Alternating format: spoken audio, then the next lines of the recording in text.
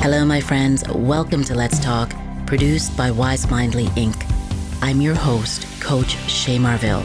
In this space, we dive into transformative conversations that hopefully inspire you to grow, heal, and have a deeper connection to yourself and to the world around you. So let's talk, let's connect, let's grow together.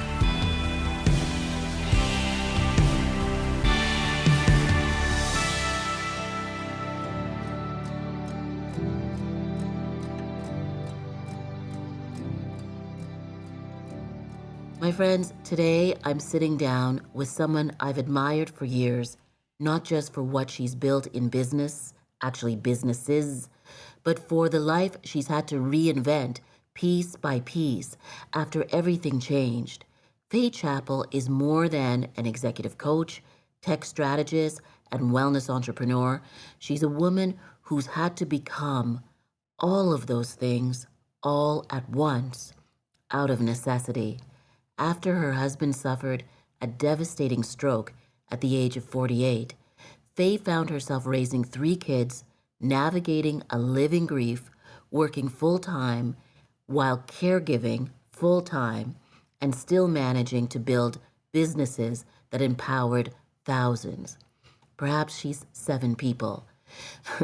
She's lived through what many would call the worst case scenario and somehow turned it into a universe of possibility.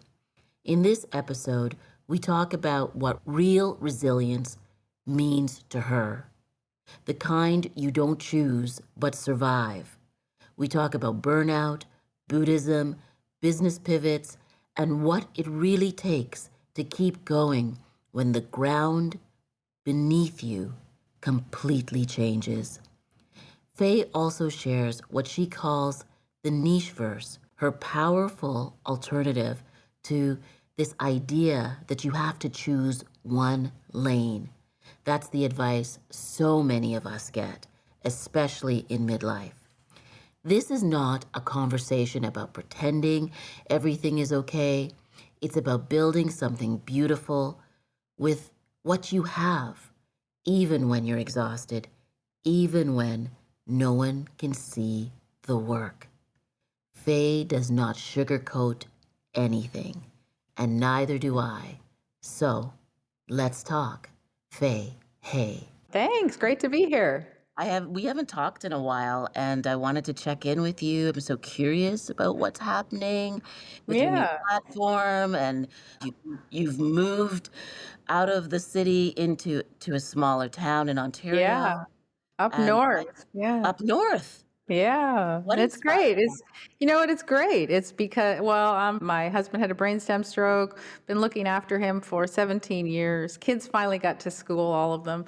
And it was time to make a decision because the truth is you can't afford to do everything. You have to Yeah. make some decisions.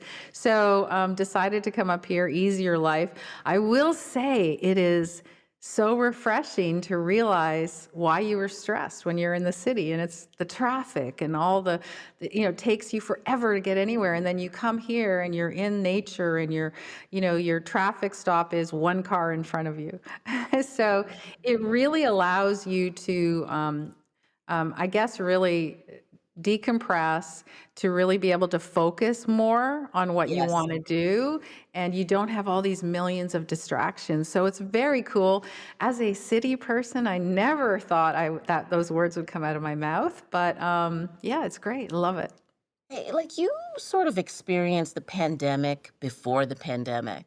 Like Yeah. I felt like when the pandemic happened, you were one of the people who was already prepared.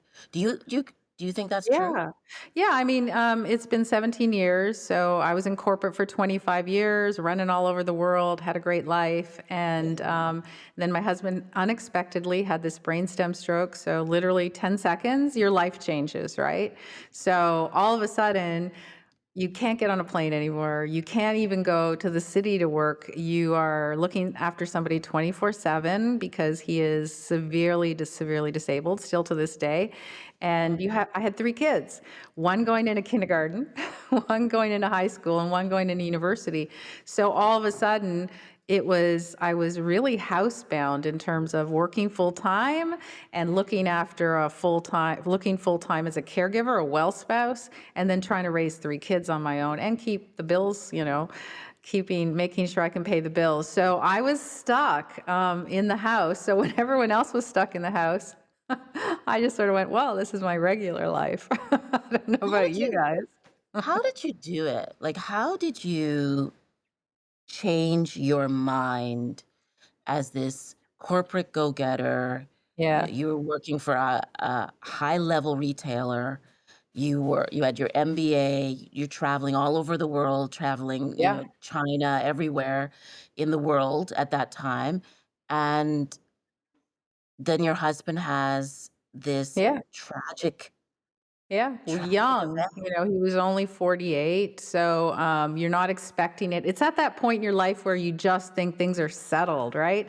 I was Yes. actually going, oh, in a couple of years, I'm going to retire early, spend time with them because I wanted to be home when they were teenagers. I didn't care so much when they were little. I wanted the reverse of most people, right? I wanted to Yes, be of around when, they can get into trouble and stuff, right?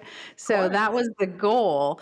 But how you manage it is really simple. You don't have a choice. No. So when it's forced upon you, then you just have to figure out survival mode, right? You have to figure out, how am I going to get through this, still make money, look after everybody, survive, and you don't have the luxury of, how a lot of people say, oh, I needed to take a few months and think about what I want to do. No, you don't have that luxury. And sometimes that's good. It's Well, good. I was gonna say, I think, you just get on with things, but not everyone can. You know what, Shay? I know a lot of people, and I've heard them on podcasts and that. I don't like when people say, I'm better at resilience than other people, and I'm good at, you know what I mean? I can't stand when people say that No. because you, you're good because you were forced into having to figure it out. So Yes. once you're put in that position, everyone always says it, right? I couldn't do it. Yeah, you could, because when there's no choice and there are people counting on you, you absolutely are. It's amazing what you can actually do, right? Right. So I'm not saying it's easy, but what you No. end up doing is creating this system that works for you, because the alternative is what? Rolling up and into fetal position and, crying, right? Well, no, I think you were so innovative. It's not just about resilience. It's like this. I mean, I see resilience as this dial that you Yeah. turn up, you turn down. Sometimes it's not working at all, right? And Mhm. sometimes you have no choice. It has to work. Has to But work. I think you like mention like some of the things you did to Yeah. change your life. Like you started a business. You started to Yeah. innovate within your domestic ecosystem. Yeah, so you have to sit down and go, this isn't going to work anymore. I have to figure out how to work this. I have to figure out how to pay bills. I have to figure out how to look after everyone. So that checklist that you had no longer works, right? All of a sudden, everything you thought your life, everyone says everything's going to waste. I used to say, people would be like, how's everything? And I'd be like, oh, everything's great. My life's a little boring because everything's going, don't say that out loud. See what happens. So I think the biggest thing for me was I didn't know I had a system until I literally created one, but you don't know when you're in it, right? So Right. my big advice to everyone was like, the biggest thing that I could do was, all I did was put everything in my calendar. And that was crucial because I didn't have to look up. Don't give yourself time to think if you're in a situation where it's just going to stop you, right? Oh, I didn't have man. that luxury. So everything went in my calendar and I never looked up. I just looked at my calendar. So whatever was there, if it said 6 o'clock, get up, yoga, meditation, and that was the only time I had for myself, I would do it. If I didn't get up, then you lose that time, right? And you have to put in all those things you can't change, like taking your kids to school, going to Right. work. And I still worked and I had no help. And my husband had to be fed and bathed and changed because he couldn't do it by himself, still can't.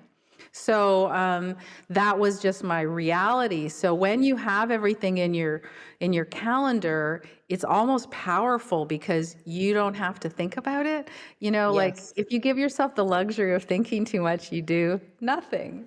You do, Right? or you're frozen. Like Frozen, totally. you just like the fear and the anxiety of what if kind of just takes you over, Yeah. right? And What? you don't even know you're like, it's funny, I talk a lot about burnout, but you don't know. Like you don't know any of that. You're just trying to get through the day, right? Trying to get, and Yes. then when you reflect later, you can see it and you can see what you came up with. But at the time, you're just trying to survive, right? You're just trying to get through everything. So, and you have to figure out how to hate this word, how to pivot, hate this word. It's so overused. but, Used but it you this have to. morning. Yeah, everybody does, but it is a perfect word, but we all hate to say it because it's so overused, right? Well, it's a dance. Life is Yeah. kind of a dance, and sometimes you don't know the steps, No. and you have to stumble through it. How did you physically? So it was interesting physically because, like I said, you just keep moving, keep doing. Yoga and meditation was very important to me my whole life. So was, studying Buddhism, a lot of things. I always say that, I never understood why I did it, but I always say now that I look back at it that, yoga taught me and meditation taught me how to live, but Buddhism taught me about death. And when somebody gets sick, even though they're not past, it's the death of something. So it was fascinating to me how all of that came into play. I never understood why I've been studying it since I was, 10. And so all of a sudden those things came into play, right? But Right. and I did the best I could in terms of looking after myself, but everyone says take time for yourself. It's not a reality. Not It's not a possible. reality. Yeah, so I didn't like when people would say, "No, you got to have time for yourself." And people would always offer, like, "Let me take you to dinner." I'd be like, "No, I need you to clean my toilet. I don't need to Yes, go to yes, dinner." Right? yeah, or you need dinner made, right? Yes. Like, right? But do you think that is specifically around Buddhism, this idea of like distancing yourself Yeah. from or discernment Yeah. from from from the emotional degradation of the grief of like Yeah. I don't know why is this happening to me? Like, do Yeah. you think that Was that one? huge for me. Yeah. It was huge. I'm not, I have a faith in science. I have a Yes. faith in the universe. I have a faith that I remember when I was studying, the Dalai Lama said, "There's enough Buddhists in the world, right? We don't need any more." And he always said, "My religion is kindness," and that's my go-to. That's all I ever thought about. My religion is kindness, and I've tried to raise my kids to be kind, and that was their only requirement, right? Be kind. So when you've been learning all of this, it's so much easier to be able to handle things. Like, don't get me wrong, there's lots of times where I've been crying and upset and stressed and saying I can't do it. But the truth is, I always use that a little bit of detachment to say, I can get through this. So I just continue. And that's why, as I said, the calendar is important because you have to look at things differently. You have to be able to also detach and say, I can't do this corporate job anymore. So Uh-huh. how am I going to how am I going to survive? How am I going to pay the bills? How do I help my family? And you have no choice. It's not about, when people always say, "Oh, find your passion." You know what? We don't always have those choices. No, and maybe it's not about passion, but it Right. is about life force. It is Right. about like, do you have the capacity to create and keep going? Like you created a whole yoga wellness center Mhm. that served thousands of people for many Mhm. years. Yeah. I remember sitting in the audience with you. We went to see Thich Nhat Hanh. It was Yes. probably, I don't know, it was Long about time ago. It was 12 so good. years. It was so good, and it was like Yeah. drinking water, Yeah. and it wasn't about this toxic positivity, it was about sitting with all the hard things. Yeah. And I think that's massive for people to understand when they get through difficult, challenging times, because I think Western culture is handing you pills all the time, right? All they do Right. is hand you pills. And I know I remember going to my doctor, I don't know, maybe 7, 8 years into this, and I was just exhausted. I was constantly exhausted. I can remember taking my little one to hockey, and I would dig my fingernails into my hand to stay awake. I was so tired. But I had all this stuff to do. So I went to my doctor and I said, I need, what can I do? And he wanted to give me antidepressants. And I'm like, I'm not depressed. Right? That's not what this is about. But they're taught that Yes. the answer is the pill.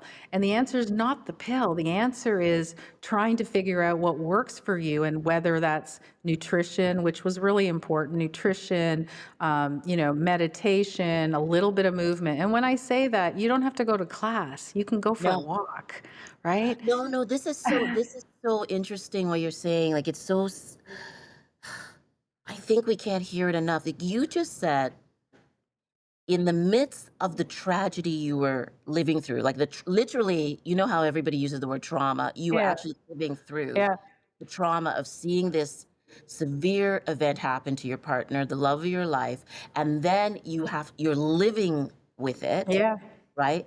And you just said, I wasn't depressed, I was no, tired. yeah. I think that's freaking profound Well, I because think how many people? I think people fall on the depression sword a lot, and a lot of times they're not depressed, they're burnt out, right? There Yeah, is a difference, and all burnout is it's extreme deep exhaustion, yeah, really, and whether it's physical or mental. And I think that's what you have to understand the difference. I didn't really go into all this. I just knew that I wasn't depressed. Like you can't, yes, was I sad because the life that you knew was gone? Of course, but you don't, when you have kids especially, you don't have time to sit there and feel sorry for yourself, right? You have to right, keep moving, keep doing what you need to do to pay the bills, and start new organizations or companies, or do whatever it takes. And the one thing that I always remember when I listen to people's stories is, when they're, in the lowest times, they just do what they need to do. They don't give up, right? right, They don't give up. They right. just keep going. So, that's what I tried to do, because I was, again, working full time still, until, the global company I was working for said, we can't do this anymore unless you can get on a plane. And I couldn't, right? So I had to find out how to make money on my own. And the reason I opened the health and wellness studio was because I'd been practicing for so long. I obviously was fluent in business, and I was like, well, I can open a place 5 minutes from my house, because I couldn't go any further, right? And I enjoy it, so that's what I'll do. And it wasn't this big realization or this aha moment. It was like, this might work. Let's give it a shot. What's the worst thing that can happen? It doesn't. And then I move on and try something else. I think people Yes. get too scared of moving, right? But Do when you you're think forced, do you think it's hard to move when you are a certain age? no, I mean, that's the exciting part now, right? Like you can do, I think with the advent of, the internet and AI and global reach, right? It's fascinating that you can do whatever you want. Yes. And there's no, there was a realization, Shay, and I was talking to my business partner, Stacy, last week. And, I have, this is what I'm considering, I consider myself now. I'm literally like a Nicheverse architect, right? Like not a Ooh. multiverse, it's a niche verse. And I'll tell you what that means. So we've been taught, and we teach our people to, all our clients and our organizations, to micro niche, right? Everyone's like micro niche, right? And I agree with it. But I also am the founder of Mastermind City, City Media Group, FC & Co., Elevated Living, and then a whole bunch of them under there. So I kind of collect companies like people collect Star Wars toys or something, right? And there's nothing wrong with that. So what I'm saying is you can multi-niche. You can Yes. have different facets of your business because what happens is your skill set that you bring to one business transfers to the other. And, people back in the day before AI, which was last year, people basically used to say, you only have to specialize in one. You need to be known for one. No, you don't. You No. don't. You can be a lot of different things as long as you micro niche those different pieces. So if you have a Nicheverse, right, you can Yes. go all the way beyond that one business and See, I say, love this. And I yeah, think we have to keep talking about it and giving yeah, language to it, because here's where most people are in this siloed verse, where yeah, and in the silo verse, I can only do one thing. I'm yep, only good at one thing. I can yep, only work in one industry. And yes, when that industry disappears, or when the world changes like it has in the last 5 years, you're stuck. yep, You're yeah, lost. yes, And I do think there's this kind of gender bias piece, right? Which hmm, is the way things have evolved is that you do these things separately and right, nothing connected. It's just like yeah, in healthcare, nothing is connected, no, but everything is connected. And I think everything, that's what a lot of women entrepreneurs and innovators like us are yeah, bringing to the table. We're saying, no, actually, you hold more than one thought in your head. yeah. Why can't you do more than one thing? Exactly. That's Right, exactly it. And you think about micro niche in terms of being very good at that piece, but right. you can be very good at many pieces, right? And Yeah. then again, they all interplay just like the multiverse, your niche verse interplays. And all of a sudden, you have the ability because for a lot of us, especially entrepreneurs who have a million ideas, right? And Yes. but there might be a lot of good ideas. Like I love being able to switch back and forth in companies because sometimes, it gives you the opportunity. If things change in the marketplace, you can focus on this one, right? Right. Still Right. have your other one, still have it running, but don't discount it, right? Don't discount it. So many of us have so many skills, and there's nothing wrong with saying it out loud, right? Like, Do, do yeah, you we can do all these. do you think that uh, your business partner, Stacy, and the way the two of you work together, that collaboration creates the opportunity to be in multiple, niche? Yeah, of course. I mean, if you have someone else and your strengths are different, right? And it's great because you play off each other. And, if you like the person you're with and as a business partner, it becomes more fun, right? Yes. Right. And sometimes it gets a little, when you're just on your own, it gets a little quiet. So I always try to tell people if you are on your own, then you don't have to have a partner, but why don't you collaborate with other people? Because Mhm. it kind of pushes you, it makes it more exciting, it gives you different perspectives. So, like I said, I was just thinking about this stuff last week and I told Stacy and she's like, this is great, let's keep working on this. So it kind of reinforces, yeah, I want to go down this rabbit hole as well, right? And it's unique and different. I love my business, what we do for businesses. I love what we do for corporations, but I also love what we do in the wellness factor, right? And so I'll give you a really good example. So Please. most of our business is coaching and corporate, right? So we do coaching. We have a hub for entrepreneurs where we teach them everything. We coach, and then we do a lot of things for corporations, whether it's speaking or workshops, strategy, podcast production. We do Yes. all of that. But then there was this big part of me, which was the wellness side, right? And I Mhm. kind of kept it on the down low because I was like, I'm supposed to stick to one thing. And before all of this, before my husband got sick, I had a very large following in Feng Shui because I'm a Feng Shui master. And I've always done it on the side. And then I decided a couple months ago, why don't we just pull this up? Because everyone keeps asking me. It was actually my daughter that said, Mom, everyone needs this. Why don't you just put it back up again? And I was like, why not? Like, why not? Like, I enjoy doing it. I love doing it. let's put it back up there as an option, and I get to do what I want to do. There's no one saying to me, you must do this or you must do this, right? So, And you and I create bring my business to it. right. Well, you create beautiful spaces also. Yeah. I mean, very consistently. I would, I have to give you that. Can I ask why did you move away from feng shui? Like why did You you know what? I didn't intentionally. So when I was in corporate and I was, traveling all the world, I'd been studying feng shui again forever, and I was doing it for my friends. And then they started asking, other people started asking. I was like, well, I have a big corporate job. I can't. So I started writing a newsletter to answer those people. And literally, this was, sorry guys, before websites and stuff. This was a long time ago.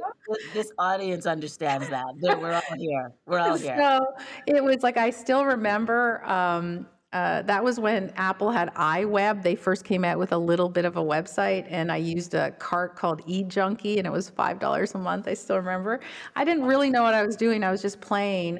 So I started writing this newsletter, and literally in the first week or two, I had 1,000 subscribers from all over the world, and I was like, this is crazy. I'm still working full time. I had a big job, corporate, big senior management job.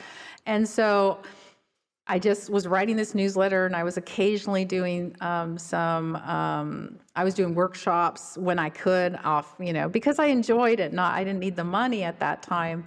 Yes, And yes. I loved it, loved it, loved it. Still did it when I opened the wellness. But I realized at the time, I had so many things going on, and all the information I was getting was pick your lane, right? That's what everyone was telling you. Mm. That's what everyone was teaching you, pick your lane. And when they did a story on me for when I owned the yoga studio in Sweat Equity was the magazine, and they did a story on me, and I still remember them saying, "No, we want to know your story." And I was like, "Oh, you want to know that I was in business?" And then so that's really what it came out. And then people started going, "Oh, well, can you consult? Can you coach So me?" it evolved organically. Totally. But I never gave it up, right? So I never gave up any of the things that I'd studied in the past or that I had done. What I just did was kind of put them on the shelf because everyone told you to stay in your lane, right? Yeah, you have to choose a lane because nobody's going to understand what you're doing. I Okay. have a question for you. Sure. Uh, like Might it's have new. an answer. Like, that's weird. Can you can you explain what feng shui is? Yeah, so it's really in the best scenario I can say is it's really just about the energy that surrounds you and is within you. So when sometimes if you're out, for example, if you love the how your house feels, right? Usually it has good feng shui, right? Like if you just know you love it. So it's kind of like sometimes when I'm out somewhere, all I can think about is I can't wait to get home and just sit because I love my space. And Yes. that's the feeling, right? And it's not just the feeling of your space, but it's you within that space. And there's all these different schools, but at the end of the day, it's using the energy pattern around you to make you feel good, to optimize your space and your business, because it's simple things like there's directional pieces where how your desk should be facing and where what's best aligned for you. So I remember my daughter had for a long time when she was living at home, she had her desk in a certain spot, and I always hated it. I wanted her to move it, but she wouldn't. And then we were finally selling the house, so I said, okay, we got to change things around now. So I set it up the way I would do it, and she's like, oh, I wish this was like this for the last couple of years. It's so much better. And I was like, yes, because I did it so that the energy would flow, but she wasn't willing to go there because she just thought, oh no, it makes sense here. But that's the Fascinating. difference. When you can just do a slight tweak, everything changes. Everything. If your flow continues, right, it changes every aspect of your life. Like you will know, for example, if you're in your desk and you're stuck and you can't think, you got to look around. Is your desk cluttered? Are you facing the Yes. right direction? Do you have a wall behind you? That's a big one. It's a big Oh, one because, really? yeah, like you have to have a solid mountain wall. So tell me this, how did you like go from this corporate, like, Mm. or not actually go, because you were doing a lot of this while you were in While I was in corporate, yeah. corporate Canada or corporate, global. Yeah. How did you find yourself making sense to the people that you were around? Because often the mentality is if you're talking about wellness, even though people talk about wellness, they think it's woohoo. Right. A People think, lot of the time. and you don't Oh, come yeah, from woohoo. I when I was in corporate, our corporate head office was Campbell Soup. You can't get any more corporate than that, right? And so never talked about it at work. I never talked about it. No one knew I had this huge newsletter.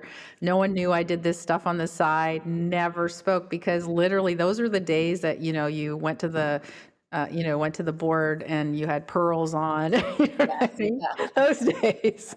So they don't exist anymore, thank God. yeah. But so I didn't tell anyone, and I just did it. And then after I decided to, I was working for Godiva, so I looked after Europe and Asia, and I did it for years and years and years. And it was like I was on a plane every single week. So it was very hard, and I decided to take a year sabbatical. And the company was all for it because they didn't want to lose me. So I took a year. And what happened in that year was I unexpectedly got pregnant, which they told me I never could again. So it was a surprise. That's why there's such a difference in ages. And so I realized that I had to just stay home, right? I couldn't get back on a plane. So I was doing, consulting.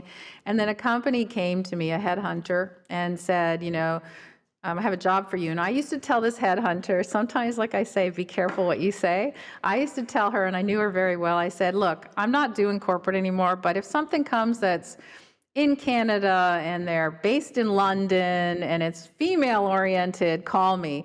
And then she literally called me 6 months later and she says, your job's here. and, and it was Unilever, Dove Spa, and they wanted to open up spas across Canada and the US. And so I went into and I'm getting to the answer you want, but No, no, I love this. This so is so I went in to meet them. They came into Toronto. And I went in to meet them and I put together a 30-page document. It was like, I told them, I said, I need to talk myself into this job, right? Because I know I can do it. It's just, do I want it? So I put this 30-page document together of what I could do. But in the front, what I put was everything I was already doing. And I included all my feng shui, all my yoga, meditation. And I said, this is what you're going to get, right? If you hire me. Because I don't know if I did it because I wanted them not to hire me, to yes, take yes, me in. yes. But I gave it to them and they just looked at it and they were like, this is great. When I was driving back, they gave me the offer. And Wow. so that was the day that I realized that I didn't have to hide it anymore. So you got to show up as yourself, Yeah. and Which and also you made a decision, right? Like, I mean, I think and that's they offered me a big job. So the moral of the story is it's okay. Like you're allowed to have all these other interests and all these other skill sets. Mhm. And it is fine with everyone as long as you have the skill set they need for the job.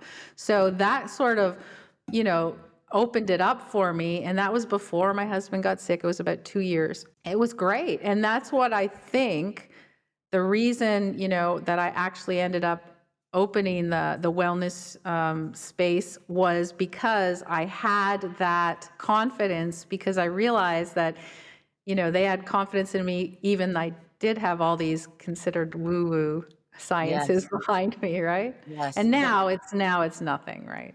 well, it just well, this is why, I started the first question was about the pandemic. It was Yeah, almost as though, everything that you've just described is what yeah, we are now living in and yeah, experiencing, right? But you sort of experienced it a decade prior. yeah, And so I guess my next thought is, who are you now? Like, yeah. what Well, are you so I doing mean, with all this? it's interesting because, like I said, I don't shy away from anything anymore. So we have a great business community, And one of the programs we ran was called Ultimate Life Reset, where we really take you from burnout to understanding where you need to go in your business.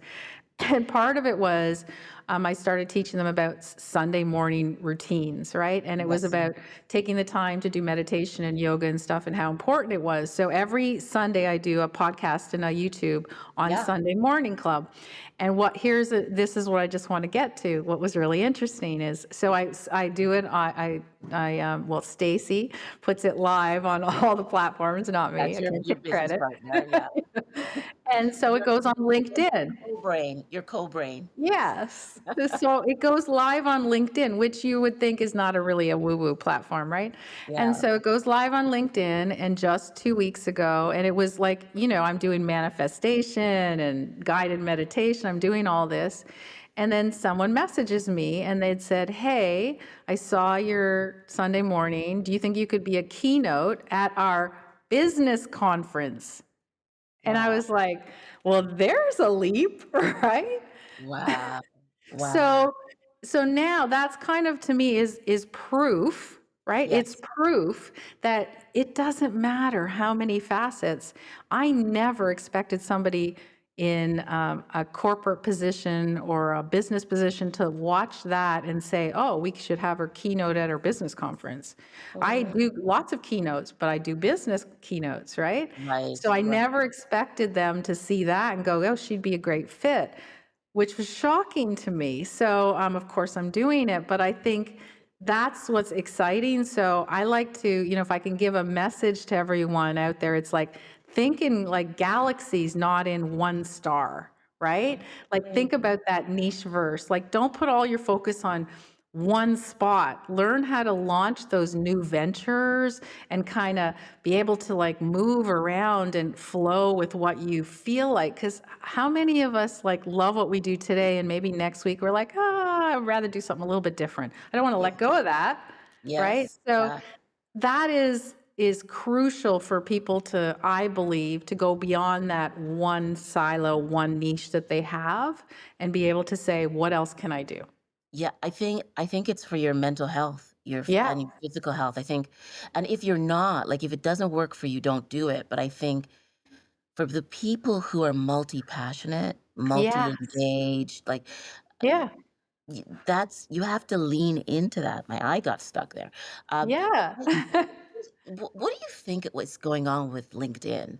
LinkedIn is really like it, Changing, huh? it's changing, and it's good and it's bad and it's Yeah, confusing, and I'm inundated sometimes with people sending like salesy messages. sales, yeah, I feel like it's harder to get to the people that I would really like connect to, and right, we're aligned with. But then at the same time, there's this other juiciness about LinkedIn where yeah, there's people connecting to you that you couldn't meet otherwise, and right. they could meet you, and there's this lovely thread. Well, But there's a trust factor in LinkedIn, right? There's a trust mm, factor that you don't get on TikTok or Instagram or Twix. Well, we like to call it Twitter and X. I call it Twix. So you don't get that anywhere else, right? So you have this instant credibility, first of all. I love, and I'm sure you do too, I love the fact that you can do newsletters right on LinkedIn. So yes. you can, and there isn't anything that says you can't do something. So if you have, I believe if you have educational material, then Mm, LinkedIn's the place. I don't think you can do a dancing TikTok video and put it on LinkedIn, right? no, I think only if you're a celebrity. Right. I think then they can kind of But do what they like want. what we've been telling all of our clients is focus on LinkedIn and YouTube. Sorry, Meta. Focus on LinkedIn and YouTube because those are educational platforms, right? And YouTube as well. Like, where do you go when you want to learn something quick? You go to YouTube, right? Mm, You automatically, because there's extended videos there that will teach you anything, right? You can put an entire MBA class together on the information that you can find on YouTube, right? mm, LinkedIn, same thing. And don't get me wrong, Instagram, TikTok, they're all cool. We all love to scroll, don't we? But the truth is, It's not the same. And if you're into it for getting clients or monetizing, that's not your play, right? No. Because nobody's buying a ton, like they're buying t-shirts on Instagram. Yes, but LinkedIn is where you can monetize and grow, Right. right? Right. So it It depends on your information. Like I'm more value-based information. I take what I know and I teach people. I don't really care if if I'm going to get 1 million views. I only care about getting 20 views that from the people that need it, right? yes, Not yeah. from like I don't care. Like what does 1 million views mean if it's you It jumping up and doesn't mean down? anything. It absolutely means nothing, and in fact, there's a number of influencers, you know, who have been talking about what having 1 million views or, 100,000 views has done to their mental health. Right. Some people have not survived. And So you're I just focused on, I need the views. I need to get 10 TikToks out today. We don't do that. Like we believe in giving educational content. So we take, for example, my Sunday morning club, which is 30 to 45 minutes, and then we chop that up and put it yes, out on TikTok or on Instagram. But it's not like we don't specifically make it for that platform, right? And what's interesting to me is, when you provide education, like the Sunday morning thing, what happened? I put it on LinkedIn and somebody wants me to speak. So it's not, I wasn't looking for it. I'm not forcing it. What I'm doing is trying to share what I'm good at, right? And mhm, I'm not like, I'm very focused on saying we all have skill sets. Sometimes we just need direction, right? yes, Sometimes we need a yes, little bit of direction. And, I've looked at where I've come and I put together frameworks because I knew how to navigate by experiencing it. Not because I mhm, was smarter or it's just because I went through what I had to go through. So I have frameworks. I have very strong frameworks for understanding how to get through bad times, understanding how to get through burnout, understanding how to get a business moving forward. And now my focus for the next couple of years is really teaching people how they can do that Nicheverse, right? So how they can have multi companies and it's okay. And they're yes, allowed to yes. say it out loud, right? Can you can you give us some tips in terms of, coaching someone who might be going through burnout right now and they've just hit the wall and they realize Yeah. they can't go back to the office or they've been laid off, right? So there Yeah. is no office for them to go back to, Yeah. or they are having a really hard time in the job market and they're experiencing burnout. Like it's Yeah. those two things together. Like what I'm hearing Yeah. that a lot from people I'm All the coaching. time. And burnout, like I said, is really just deep exhaustion, right? It Mhm. is not a mental problem. It is not something that, you can take a pill for. You can't. Yes. So I call it like 3 stages, like R3 is what I call it. And so number one is you need to recognize that you have it. And that's the biggest problem. And burnout, it's like a blinking warning sign, right? It's like error, error, like something's going on here. You might not be able to function well. You might be exhausted all the time. Nothing brings you joy. You know what I mean? You Yes. don't want to put music on. You don't want to watch TV. You don't want to Nothing do tastes good. anything. Yeah. Nothing. So you have to recognize it. It's like, burnout's sending you those postcards, right? It's like sending you a postcard going, hey, wake up. So once you recognize it, it's a lot easier to deal with. And Mhm. it took me years to recognize. And then once I recognized that it wasn't normal to feel this way, because you don't know, right? You Right, think right. everybody feels that way. So once you do it, you kind of move into that recharge, right? And recharge is you need to fix yourself in terms of you have to work on nutrition, on a little bit of movement, on your mindset. You have to get Sleep. into a place where you feel better. And for Yes. me, big help was going to a naturopath and Mm. saying, I just don't feel good. And she would analyze everything and she's like, let's try this. So I changed my diet, right? I changed what I did for movement. I went to class every single day because I needed something to make me feel better. And nobody wants to do that work, right?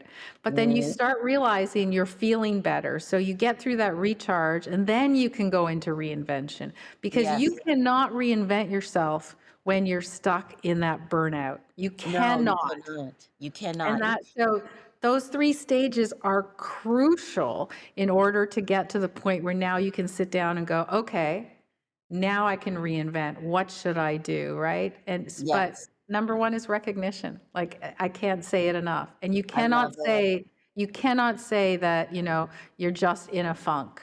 Like, No, no, and you can't. And I think the other piece is, especially for women, over 50, is you don't have to stay in this for the rest of your life. Like this, no. like a lot of people will feel like, well, this is who I am now. Yeah. And it isn't. It's a response to a wild and crazy world. Yeah. And there's some hard choices that you have to make around your sleep and around rest, around Yeah. who's in It's your life. tough. Oh, But it's you have to treat, this is what I tell my clients. I work a lot especially with former corporate senior yeah, managers exiles, on corporate exiles. burnout, right? And you have to come to that realization that, you know what, I do have to figure it out, because nobody's going to figure it out for me, right? Yeah. That's number one. And I can't move on, right? So there is nothing that holds you back. So I've been teaching, even before I started, my number one thing that I always used to say to people was, who are you not willing to be anymore? Not who you're willing to be, who are you not willing to be anymore, right? So I got to the point where I was Ooh. not willing to feel bad. I was Oh, not willing to be exhausted all the time. So it came like, who are you not willing to be? Maybe you're not willing to be the yes person anymore. It's a really powerful question that we don't ask ourselves. And when you ask someone you're talking to, whether it's a family member or client or whatever, it's fascinating the answers you get, right? oh, that one's gonna stay with me all day. Yeah. I It's love really, I ask my kids that, like you have to really think about it, because I guess what it came from is a lot of people say that I don't know what I want to do, right? I don't know yeah. what I want to do, Faye. I don't know what business I want to focus on. Okay, who are you not willing to be? What don't you want to do? That will lead you quicker to finding the answers than if you're just, thinking, what should I do? So for me, Yes. like I said, it was, I am not willing to be away from home because I can't. I am not willing to be exhausted all the time. I'm not willing to feel awful. I'm not willing to not sleep. Like, all those things I had to write down. And that's why I created this ultimate life reset. We do a lot of work in that one. It's specifically for people who are in that boat, right? Like, they're in burnout. They know they finally recognize it, but they're stuck, right? So Oh, if you I love start it. asking, I love, so it's you know what? We should do something. We should do something together on this. And you should come to Goji Studio. okay, we're in. Goji's, well, no, no, no, no. Actually, no, because we should come to you. You should. We should do some forest walking. Yes, we have a 70-acre forest here. And Yes. we're thinking about it. We have so many ideas, my business partner, Stacy, and I. But Oh, one of them is, so I will tell you about one of the companies, many of my niches. One of yes. our companies, which is called Elevated Living. And under it, there's a few umbrellas. There's Feng Shui tonight, there's meditation tonight, which we'd love you to be part of. And we have something that a few other umbrellas, but there's also something called Elevated Experiences. And What's so that? what we want to do is we create these experiences in person, or you can download, direct PDFs of directions and stuff. But one of them is forest bathing, forest walking. And so Yes. you can come and join us, and we'll do an hour or two, depending what you want. And we will do a forest bathing ceremony, walking through the forest. My favorite meditation is walking meditation. That's my Mhm. favorite. So, and people don't realize until they actually walk through a forest, just take a walk, right? They don't Mhm. even realize the benefits of that until they actually take the time to do it. So these elevated experiences, that's what it's about. It's about taking just a little bit of time and doing something for yourself, right? That you can fit in. So I will preface that. I'm never going to say you must prioritize yourself. What I always tell everyone is look after your bills, make Yes. sure you can pay your bills, look after your family, then take that time because it's equally as important. Equally as important. You have to look after yourself, but you have to figure out the space to fit it in, right? Yes. Yeah. Oh man, I could talk to you all afternoon. Yay. Listen, I want to give you some flowers also because, metaphorically, Mhm. when I think about things that I don't want to do, Mhm. I've got a nice little list. But when I think Yeah. about things I want to do, you Yeah. are always a part of that Aw. because I've had some phenomenal experiences with you, with Thich Nhat Hanh in New Yeah. York, in Yeah. Vancouver. We've, Yeah, we've had fun. we we've, had some wine together, we've done Yeah. some breathing together, and I love seeing you prosper and grow, and, I'm so glad you're sharing it with so many Yeah. people. Yeah, it's you know what? I've loved it too, and it's just I think what I want to make sure people understand is, Shay just talked about how we did all these things, and every time I did something, like if my husband was sick, which he was, it took a village. Like it took a lot to be able to figure out who would look after everything if I was gone. And still to this day, I take a speaking gig, I have to figure out how everything's going to work. So, Yes. don't think everything is so easy. When everything, No. it's not. But what it is it's possible. And Yeah. that's the key. And so I always tell everyone in our community, in our group, like when they come, sometimes they come to coaching calls and they say ready to complain about something, and I'm like, seriously, you're complaining to me about not having time? And they go, oh no, no, you're right, I'm sorry, because they Mm. recognize that I find the time to do what's important, right? Yes. So Well, we that were you working. We were working all those during those we times. were working. It was Yeah, we were working. No, it's but true. I but never really go anywhere. The only time, because I can't, right? But where I go is I work, but it's also, I choose those places that will be beneficial and will give us the energy that we need. Again, that energy is part of Feng Shui, right? You need to yes. surround yourself with that good energy and understand what's important to you in order to make everything work. Well, So, it's about joy yeah, also, and joy is an underrated discipline. I totally. and I just want to also mention, when you are doing the things that you're doing, and you already mentioned it, the village, but Yeah. that village has been your kids, Yeah. and Yeah. family members, and I Yeah. think it's. We often talk now in this society a lot about, kids not caring or not helping, or Yeah. how much how depressed young people are. I just think it's important to also explain or share that there are a lot of young people who are doing things of service for their families, Right. and helping to hold everything up, Absolutely. and your kids Yeah, have they've been great. And you know I think given that in droves. I get that all the time. Everyone tells me you have great kids. And I said, I believe that, not that I wish this on anyone, right? Because I would never want this situation to happen to any family because it is hard. But they had responsibilities at an early age. So I always talk about how my 5-year-old would help empty urine bottles for his Yeah, dad.